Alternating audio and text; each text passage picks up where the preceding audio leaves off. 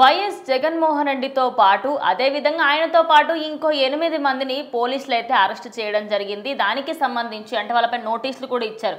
మీరు ఇలాంటి పనులు మళ్ళీ చేస్తే తొందరలోనే మీరు జైల్లో ఊచలు లెక్క పెడతారని. అంటే ఈయనకు అలవాటు అనుకుంటా. ఆల్రెడీ చాలా కేసులు ఉన్నాయి, 30కి పైగా కేసులు ఉన్నాయి.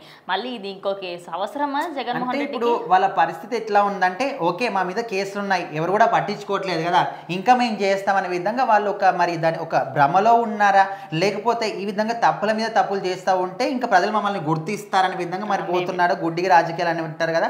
సో మరి జగన్మోహన్ రెడ్డితో పాటు ఇంకా 8 మంది మీద మాత్రం గుంటూరులోని నల్లపాడు పోలీస్ స్టేషన్లో కేసు అయితే నమోదైంది. అయితే అక్కడ ఏరియాకు సంబంధించి ఎమ్మెల్సీ ఎన్నికల కోడ్ అయితే అమల్లో ఉంది. సో కోడ్ అమల్లో ఉన్నప్పుడు బహిరంగ ప్రదేశాల్లో సభలు కానీ, ఎలాంటి ఈవెంట్స్ కానీ, ర్యాలీలు కానీ, ధర్నాలు కానీ ఏవి కూడా చేయొద్దు. ఖచ్చితంగా ఎవరు చేసినప్పటికీ, అధికారంలో ఉన్న వాళ్ళైనా కూడా ఎవరు చేసినప్పటికీ కూడా ప్రభుత్వం మాత్రం వదిలిపెట్టదు. ఎందుకండి ఒక ఎలక్షన్స్ నడుస్తున్నాయంటే చిన్న చిన్న సినిమాసం ప్రీ రిలీజ్ ఈవెంట్లు కూడా పెట్టని.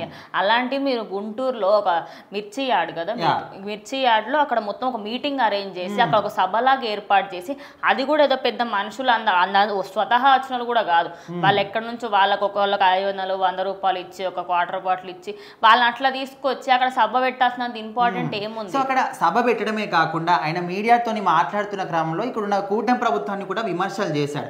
ఎట్లా అంటే, ఒక మాజీ ముఖ్యమంత్రి నువ్వు మాజీ ముఖ్యమంత్రి ఉన్నప్పుడు, అదేవిధంగా నువ్వు ప్రతిపక్షంలో ఉన్నప్పుడు నేను మీకు సెక్యూరిటీని ఏర్పాటు చేశాను కదా. సో ఇప్పుడు నేను ప్రతిపక్షంలో లేకపోయినప్పటికీ విపక్షంలో ఉన్నప్పుడు మరి నాకు కనీస సెక్యూరిటీ ఇచ్చే ఒక బాధ్యత మీకు లేదా?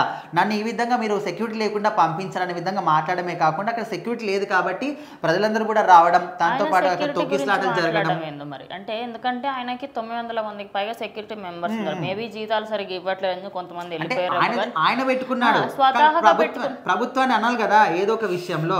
సో నాకు చిన్న విషయం అయినప్పటికీ అది ఇంతున్నా కూడా భూతద్దంలో చూసి ఇంత పెద్ద చూపించాలి. ఇప్పుడున్న ప్రభుత్వాన్ని ఎట్టకేలకు అది ఏ రీజన్ అన్నా కానీ, మంచి రీజన్ కావచ్చు, చెడు రీజన్ కావచ్చు, వాళ్ళు మంచి చేయని చెడు చేయని ఏదైనా కావచ్చు, ఇప్పుడున్న కూటమి ప్రభుత్వం మీద బురద చల్లాలి. అదేదో కనీసం సంక్షేమ పథకాల గురించి అడిగినా కూడా జనాలు కనీసం అరే ఈయన ప్రతిపక్ష హోదాకు సంబంధించి చాలా కష్టపడుతున్నానని ఫీల్ అవుతారు. అట్లా కాకుండా ఆయనకి సంబంధించి అంటే ఇప్పుడు కూడా నీ పర్సనల్ యూజెస్ ఎక్కువగా చూసుకుంటున్నారు జగన్మోహన్ రెడ్డి. అంటే ఆయన ప్రజల్లోకి వచ్చి ఇక్కడ ప్రెస్ మీట్ పెట్టి మాట్లాడింది కూడా ప్రజల కోసం కాదు, ప్రజల సమస్యలు చెప్పడానికి కాదు, ఆయన గురించి ఆయనకు సంబంధించిన ఎమ్మెల్యేలు కావచ్చు ఎవరైతే ఉన్నారో ఆయనకు సంబంధించిన వాళ్ళ గురించి చెప్పుకోవడమే. సో నిన్న మొన్న ఒక ప్రెస్ మీట్ పెట్టి మాట్లాడిన మాటలు కూడా ఒక వల్లభనేని వంశీని అరెస్ట్ చేశారని ఆయన గురించి వాళ్ళ పార్టీ గురించి మాట్లాడుకున్నాడు తప్ప ఏ ఒక్క చోట కూడా ప్రజల గురించి, ప్రజల సమస్యల గురించి ఆయన మాట్లాడలేదు. సో ఇవన్నీ కూడా చూస్తుంటే అసలు ఆయన మళ్ళీ వస్తాడా? కనీసం ఇప్పుడు వచ్చిన 11 సీట్లు అయినా నెక్స్ట్ ఎలక్షన్స్ లో వస్తాయా?